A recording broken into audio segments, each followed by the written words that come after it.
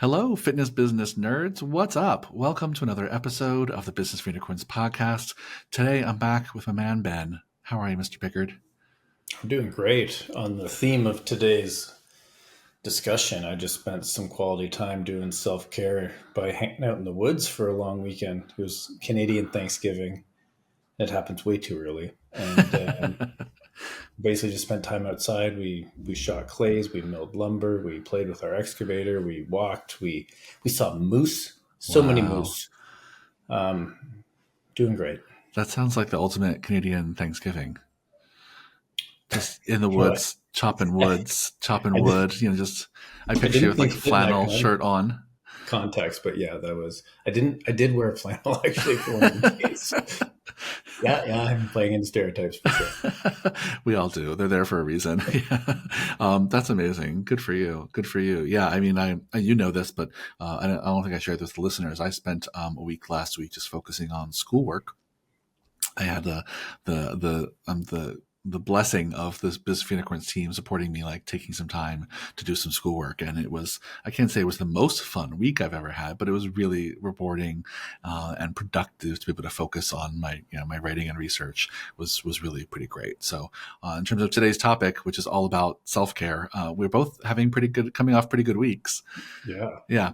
Well, let me formally introduce today's topic. So one of the things that we have to navigate on a regular basis as coaches of gym owners is talking to gym owners who are really freaking burnt out, who are really overwhelmed, who are really stretched thin, who are, on their last bit of energy or last bit of hope or motivation. And we all have been there, right? We've all been there, either because you're a gym owner or an entrepreneur in some way, or other things in your life have brought you to the point where you're really at your wit's end and you're just not sure how to get out of the mud, right? To get out of that stuckness. And so because it's such a universal feeling and we all know it, and it's going to come around the bend several times in our life, in our careers. We thought we'd just take this opportunity today to talk a little bit about that experience. Ben and I thought we'd both share maybe some stories of times we've been in that place, talk about what's worked for us and maybe what we've seen work for other gym owners who get stuck in that place. For our Unicorns members, we have a whole playbook here about self-care for gym owners that puts together some research and some best practices around caring for yourself. But today we thought we would skip the step-by-step playbook and really just kind of share some of our stories. So, Ben, why don't you kick us off? I mean, give me some of your thoughts about how you've managed kind of being overwhelmed and burned out in your life and career. Yeah, it's not something I feel like I have quote unquote like figured out. Where I'm Yeah, like, oh, I'm recognizing that they're the early signs of burnouts, and I know this is my personal playbook for handling them. It's just yeah, something that comes up and needs to be addressed. yeah. Um, the time where I think I was most burnt out was actually, you helped me a lot with this. And I'm sure I've shared this before on the podcast, with like even before COVID, just being like toast with my business. It was too much Mm-hmm. work. It was too much stress. We were making shitloads of money, but as you helped me identify, and I will say I reluctantly identified this, it wasn't easy. So it's not like I, again, have it sorted out. I was just basically optimizing for money, and I wasn't putting boundaries in place, and I needed to find different ways to do things. And kind of reflecting back, that was like 5 years ago. Reflecting back on that, I think one of the biggest lessons that I still need to remind myself of is that like everything's kind of optional. Mm-hmm. Like we don't have bosses breathing down our necks. Yeah. We It's almost worse, but it does give some freedom of like we are sleeping in the bed that we made. Yeah, it's true. You're right. There's both like an empowerment in that. And there's also like a, oh shit, victim in that, right? It's Yes. both, right? Yeah, I Yeah. shot myself in the foot. Now I have to deal with the fact that my foot hurts and I had the shame of shooting myself in the foot. Um, and it's one of those nice things though that if you really do zoom out, like there's best practices, but there's no Yeah. mandatory things. You don't have to do those Friday evening sessions if you really don't Mm. want to. And yeah, Yep. maybe one client's going to quit, but you know how much a client's worth. Like, is that worth it to you? You get to make that choice. Nobody's saying you have to come into the office X many days per week or you can't work at this company anymore. Or nobody's saying that, hey, if you work at this place, you have to work Saturday mornings. If you hate working Saturday mornings, like you can hire people to do things you don't like. You can stop doing things that aren't necessary. Um, and a lot of the pressure is self-imposed from, I think, usually from a place of wanting to do a really good job. Sure. Sure. Yeah. So, I mean, so obviously you were able to back then 5 years ago acknowledge that's what you were going through. And what did it take? How did you come to that realization that like, oh, I have choice here? Um, I had conversations with people who I viewed as kind of like quote unquote ahead of me in Mm, business and life, and just get their take on where I was at. And depending who I talked to, and this is an important lesson in here, depending who you talk to, you know the type of feedback you're going to get. sure. Like I know if I bring something to you, it's going to come around like, what do I want, and helping me dig myself out of the well. Versus if I go to, an accountant, they're probably going to be like, what are the financial pros and cons of doing this thing? Sure. So be aware that you're asking different people for feedback will give you different answers depending on their lens and Yep. bias on how they see things. But by talking to other people, it made me really feel that I wasn't stuck. Hmm. And I joke about it with sometimes with BFU members that even if we're facing a problem in our gym, one of the things I love most is that like there's no possible scenario where we're the first person ever having this problem in the world. Of course. Like I love our industry in so many ways, and we're not actually inventing things. We're not like shit. We need to invent a better way to go to the moon. We're Yep. not like this is all stuff that has been done before, and there are playbooks of best practices, which is like right. So it's no longer a mystery, it's just a problem. And I get to decide Yeah. whether or not this is a problem I'm interested in solving and how I solve it. Yeah. So you got to talking to other folks, getting different perspectives. And obviously, I love your point about like, everyone has a bias, a perspective, a lens. So you got to take that into account when you're asking people for straight up advice or Yep. even experience shares. And so you did that. You got some advice and things from other people. And then what did that lead you to? What did you Well, do as a result of those conversations? for me, the two things that stand out are one, bringing on a general manager was the right call for me. Mm-hmm. Um, yes, I make less money. But can I afford to hire that person? Like, yes, if you pay someone to do a thing for you, you'll at least temporarily have a period of time where you make less money because you're paying that person to do that thing for you. Your Sure. business probably won't grow by your GM salary the day you hired them. Unlikely. The second thing for me was really getting clear of like what I want my cadence of work to look like. And I'll Mm-hmm. give an example just this past weekend. It was amazing to spend all that time in the woods. And I short-sightedly skipped my what would normally be Sunday night routine, but was a Monday night routine this time of just like skimming my emails, giving it a once over, putting thing into my task. So then when I kind of got into work this morning, I had this like, oh shit moment. And I had to do a little bit of scrambling. And I'm not suggesting everybody needs to check their email every day, like follow your heart. But for me, I do find, and maybe this is just a coping mechanism, but I do find my stress levels and my overwhelm feel significantly less if I touch base with work almost every day. Sure. Whether that's answering a couple Slack messages or doing something quick. It doesn't mean I'm doing 5 hours on a Saturday morning, but like just coming back to an inbox full of notifications and crap like that, I'm like, let me clean that shit out so when I'm ready to start, I'm in the right headspace to start. Got it. Maybe, Yeah. So these but conversations led you to kind of rethinking what you really want, reorganizing your priorities, your tasks, deciding a GM was really going to be the kind of a linchpin that helps free up some of your time and take things off your plate. Yeah, that makes sense. yeah, And how quickly were you able to take action on that stuff? um, that's a good question. I'm trying to reflect back. Yeah. I mean, you might actually be a better rememberer than me. Yeah. I believe I hummed and hawed and dragged my heels for a month or two because I didn't like the fact that that was the thing I knew I had to do. I Sure. was just avoiding the work. Yep. And then once I started, I dug my fucking heels in and like went full throttle, which Yeah. is pretty par for the course for me. Yeah, well, no, that sounds like my memory of it as well, and I think that you're not alone, right? Because oftentimes, that solution that you kind of came up with in this moment is something you probably on some level knew all along, something you knew that needed to happen, right? And so when you finally decide, oh, my solution moving forward, part of my solution is hiring this GM, creating this role, finding the person, developing this person, like that's a little mountain to climb to do that for the first time, right? And so to be a little reluctant about it and not sprint into action, I think is a very normal experience, right? Yes. Yeah. And once you did, though, you jump in and you made it happen. Yeah, I wrote SOPs. I got shit together. I did the budget work. Like it was Yeah. something switched in me, which again is normal for me. I procrastinate the thing, and then when I'm ready to do it, it's not necessarily the night before, but Hmm. when I am decide to do it, it's like it takes a lot of my mental. Like any of my free thought goes towards really getting the most I can out of this thing I'm doing, so I can do my best work. Yep. Um, and yeah, I just didn't shy away from any corner when it came to it. Yeah.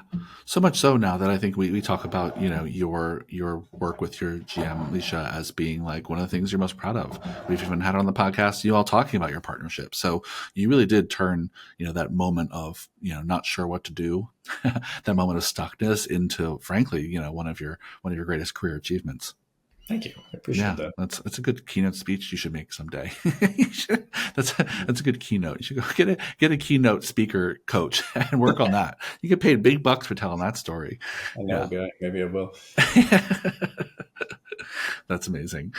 So I think let me just recap some things I heard in there that I think are really, really, really useful, which is one, giving yourself the time and space when you're stuck in the mud to really reflect on like, what am I doing here? What am I stuck with? What's happening? Really just get clear. And I think that requires a certain amount of self-awareness, which one Yes. develops over time. I know that's something you've worked on over the years. And then the thing that really helped you is to get out of your own head and into conversation with people. Right. And I think that's a theme through a lot of folks that I talk to. And it's been a theme in my life as well. That's very easy to spiral and stay stuck when the only work you're doing is inside your head. Yes. Right. It's a recipe for running in place. I Right. know. The Yeah. funniest part when I did talk to the people, like for the, I felt like I was carrying the weight of the world on my shoulders, Yep. and they were just like, "Yeah, you should totally just get a general manager. This is normal." And I was like, I was almost, what? Feel my Yeah. pain, friends. Feel it more. And then it's like, wait, almost every business you go into, like, can I talk to the manager? Like, there's a manager to talk to. Yeah. Um, so it really helped me not feel like I was alone on the island. And again, I like the framing of a mystery or a problem.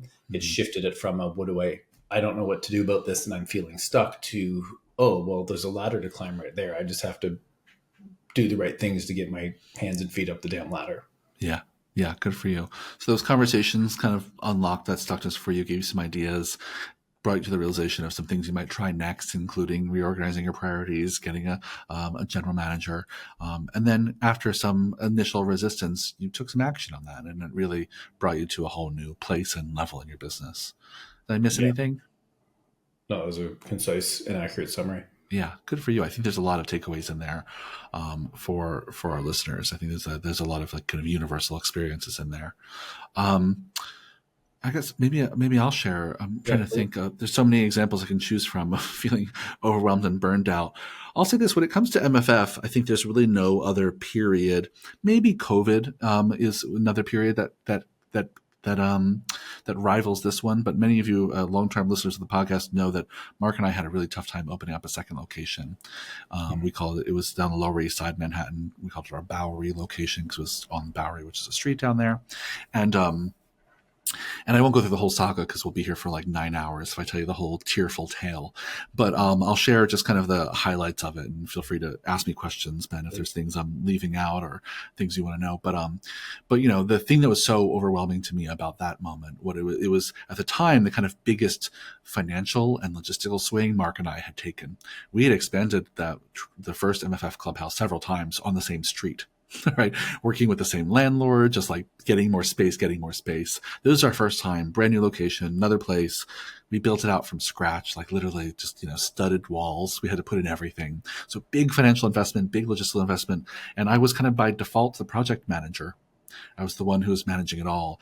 And for me, the thing that really pushed me to be really overwhelmed and burnt out was I put this pressure on myself to really like have all the answers for everyone and keep like this really kind of happy, everything's going well face when clients would ask about it, when the team would ask about it, when our bank would ask about it, when friends and family would ask about it. I felt the need early on to really be like, it's all going well, it's all going well. Even after it started not going well. Even long story short, we wound up getting rid of our contractor and suing our general contractor. Like it got real messy. And so even when it started not going well, I felt the need to kind of put on a happy face and kind of like, put on a show for people. And that really burnt me out. That like faking it was just, I'm not good at that. And if anyone knows me at all, like, no, so I'm just not good at not saying what I feel. But I felt like I put that pressure on myself to do that, which is a whole nother conversation for a therapist some other time. But I think a lot of folks that I talk to feel like they have to be a certain kind of leader for their people, right? Yeah. You put on that kind of persona that you think people want. And this was just an extreme version of it. And so one of the things that started to get me unstuck, well, I'll name two, and I think they're actually very similar to what you went through. Before you Oh, jump to those, please. I'm curious, what were the signs that you noticed to recognize that you were starting to feel burnt out? Yeah, great question. So one is I started to feel tension in my conversations about what do I tell this person? Do I tell the truth about how bad things are? Do I tell the truth about I don't have any answers? Do I tell the truth about I have no idea when we're going to open? Right? I started to feel real like pressure with basic conversations of like, Michael, how are things going? Or what's the new open date? Or anything like that. I felt myself really having to like think about what am I going to say to this person, which is usually not a point of stress for me. Right? Like general conversations just felt like they were heavy. And so I noticed that right away, like a day to day basis. And then I also noticed that because of that energy I was spending faking it, I had no energy for anything else in life. And you ask my husband at the time, I could barely get home and make dinner. Sometimes I couldn't even want to eat dinner. I was just so exhausted from like doing that dance all day, and we talk about this when we go to our retreats for Unicorn Society. We're kind of on for multiple days at a time, from like 8 a.m. to 10 p.m. We're like in front of clients, and part of that is a show. We're ourselves, but part of it is, you're putting on a show for the people who pay you, right? And so I had a version of that, but the stakes were higher than I ever had before. And so I would just get home at night and I would be so exhausted. We're talking about months and months at a time, on end. And so it was a lack of physical energy and real kind of anxiety about just everyday conversations. Like those are my initial clues. Got it. Well, and I asked that for the obvious here of Yeah. if you're not self-aware enough to recognize the symptoms, sometimes you get a little too far down the slope before you decide to Yes. make a change. 100%. I think, in me, like, I think I have a decent amount of self awareness. It is a skill that I really have tried to work on over the years. But even though even after I knew that I didn't feel good, that I didn't have energy and I was stressed out about everyday conversations, I still kept up doing the same thing for a while. Right? Right. Even though I knew it about myself, I didn't know what to do to get out of it. I didn't know what to do to get out of it. And so, the two What things did you do to get out of it, yeah, Michael? great prompt. One is actually I did one thing that you did, which is I did talk to other people. I started to talk to other people other entrepreneur friends, people who worked in construction development, that kind of thing. People who went through similar high pressure, high stakes scenarios like I was going through. So talking to others did exactly what it did for me, right? I also had a coach at the time, so I talked to my coach, right? Big plug for coaching, to say like just an outside perspective to help me get some new direction. And the second thing I did, which is a little bit counterintuitive now looking back at it, but was I realized I needed to have something in my life that wasn't about that. Right. Tell me That more. at the time, my whole life, every minute, every day, every fiber of my being was about this project of building out this new gym and the hundreds of thousands of, if not a couple $1 million that was at stake, the jobs that were at stake, the expectations of our clients. It was all I was eating and breathing and living all day. And so, I think this is my husband's suggestion. I have to go back and see if that tracks. But at the time, he said something like, and these are not his words, but something like, you need a hobby. Like you need something to put your mind on that's not this from time to time. Right. And I did. I found some things, actually a few different things I started doing outside of this project, just to give myself a broader sense of identity. Like my whole world was wrapped up in like my whole sense of value, my whole sense of self was wrapped up in this project. And so smartly, I think my husband was the one who recommended doing something else. So I started cooking and baking a little bit more, and that was a little bit of a time when I started to do that. I joined a little cooking club for a little while just to like cook something new every single week, right? Things like that took me out of it. So it's like, oh, I am more than just this project. My Yes. life has value beyond whether or not this Mark Fisher Fitness location on the Lower East Side succeeds. And it helped me have a little bit of distance and a little bit of perspective. So I wasn't as kind of drawn in every day. And that's hard to do for a lot of entrepreneurs. I mean, we talk to gym owners every day who their whole identity is really poured into their business. We talk about it. Even sometimes we talk about it like having a baby, right? Like it's part of us and part of our family, which is, we try not to do that as much anymore because I think it's a little unhelpful and perverse in some cases that like it's not a baby, it's a business. Yeah. But we can't help but feel that way about something that we poured so much of ourselves into. So for me, just having that some shit outside of work that I cared about just gave me that little bit of distance to say, oh, you're more than just this, Michael. You're this is important, but also you have other things going on that add value to your life and your worth. And that helped me put me on a new path, gave me enough distance to kind of reapproach. And I think my reapproach, just because I know the story is getting long, was about, okay, Michael, well, instead of faking it every day and keeping a smiley face, let's start telling people the truth.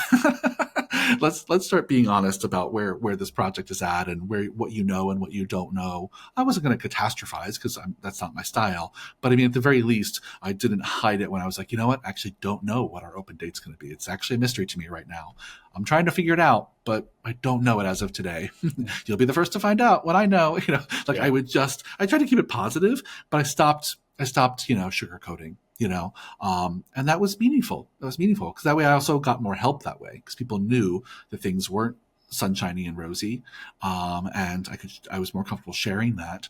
And luckily, with the community I had at MFF and in my life, people would rally around and help, which is Yeah. something I wouldn't even have asked for, but it was a kind of a byproduct of me just being honest about where things were. Yeah, that's huge. So it sounds like for you, similar to me, you talked to other people so you didn't feel alone on the island and stuck. Yeah. And second, recognize that, it was literally exhausting you to keep up this front. And you started Yes. telling people the positive version of the truth. It wasn't Yes. sugarcoated. It wasn't catastrophizing. It was positive spin on here's what's actually up and what's going on.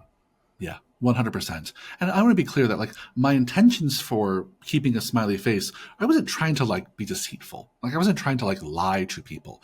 My intention was to try and make it seem, to make people know that it's all going to be okay.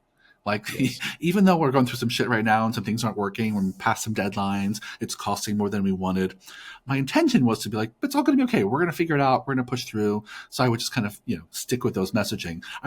My intention was never to be like hiding things, right? It was really all in the spirit of like, I don't want people to worry. I'm going to hold all the worry myself. It was a real kind of martyrdom that I was going through. But yeah, so I think that hopefully is maybe for all of you out there who go through some similar stressful times. I think there's some similarities to Ben and I's stories, right?